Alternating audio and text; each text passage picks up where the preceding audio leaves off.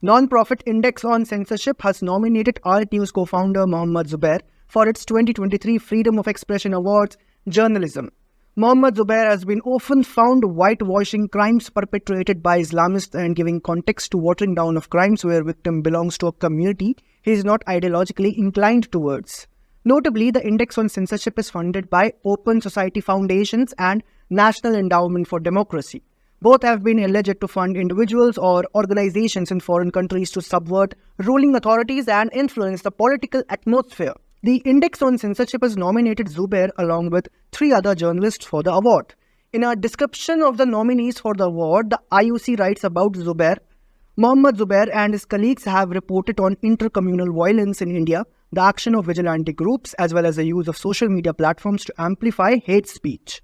In June 2022, following a tweet exposing a national spokesperson of the BJP making hateful and Islamophobic utterances on national TV, Mohammed Zubair was arrested by the Delhi and Uttar Pradesh State Police. The IOC tries to portray Zubair's misinformation as exposing, although the reality is somewhat different. During a TV debate in May 2022, Nupur Sharma replied to derogatory and Hinduphobic remarks of other panelist Tasleem Rahmani.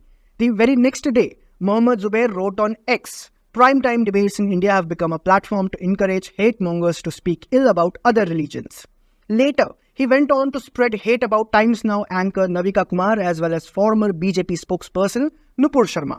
Sharma had only repeated what was written in the religious scriptures of Islam. To make it clear, Zubair, who claims to be a fact-checker, has not specified what part of Sharma's statement was actually incorrect.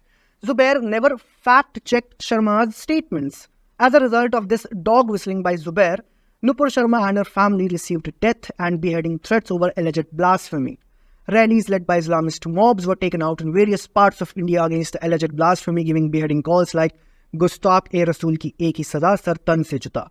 Those who came in support or solidarity with Nupur Sharma faced similar threats, and some were murdered for the same, including Kanhaiya Lal in Rajasthan and Umesh Kole in Maharashtra. This act of Zubair is now awarded. A look into the financial information section on IOC's website reveals that it has been funded by organizations such as Open Society Foundations and NED. Open Society Foundations is owned by George Soros, while NED is funded by the US Congress to promote democracy in other regions of the world. Let's have a brief look at activities of both these organizations and allegations against them. Owned by controversial businessman and philanthropist George Soros, the Open Society Foundations is a grant-making network. The OSF has faced immense criticism for funding individuals and organizations for particular ideology in different nations. Through his Open Society Foundation, Soros has doled out more than $32 billion globally for more than 4 decades.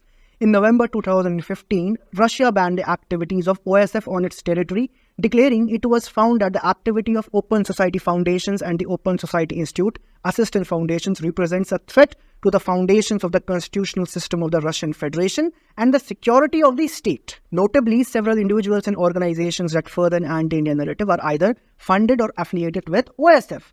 For example, Hindus for Human Rights co-founder Sunita Vishwanath, who has been linked with Jamaat force in US. She also led the protests against PM Narendra Modi during latter's US visit. Not only Vishwanath has been affiliated to Soros Reproductive Health Fellowship Program, but also her NGO Women for Afghan Women has received funding from Open Society Foundations. Human Rights Watch and Amnesty International, 2 alleged human rights organizations, have a history of peddling anti-Indian narratives. It was reported earlier in June this year that both organizations had colluded to conduct a private screening of BBC documentary on Gujarat riots in the US. The BBC documentary was banned in India as the state termed it a propaganda piece designed to push a particular discredited narrative. Both Human Rights Watch and Amnesty International have received massive funding from George Soros-backed Open Society Foundations for years. Moreover, George Soros himself had big praises for the organization, as he stated, "Human Rights Watch is one of the most effective organizations I support." Recently, George Soros had criticized PM Modi publicly and wished for a democratic revival in India. Moreover, Soros-funded organizations such as OCC-RPS tried to attempt a hit job on Indian businessman Gautam Adani with unsubstantiated allegations of stock manipulation. National Endowment for Democracy, or NED, is funded by the US Congress to promote democracy in other regions of the world. It is often accused of furthering US foreign policy abroad by promoting regime change operations. Many have accused it to be a CIA-front organization. Ever since its inception in 1983, the NED has been accused of regime change operations in several nations such as Bolivia, Venezuela, and Ecuador. In the 2020 protests in Thailand, several groups claimed that the US government was trying to undermine the Thai government, citing NED support to the protesters. State media and Russian government representatives have regularly alleged the NED as being antagonistic to their nation. In 2015, the massive Euromaidan protests that ousted Viktor Yanukovych as president of Ukraine were attributed by the Russian state news agency RIA Novosti to NED funding. NED became the first organization prohibited by the Russian Undesirable Organizations Law in July 2015. In 2016, NED, along with OSF and World Movement for Democracy, were put on a watch list by the Indian government for its funding to NGOs. Under this watch list, the donors have been denied direct fund transfers to NGOs in India and require a clearance from the Union Home Ministry.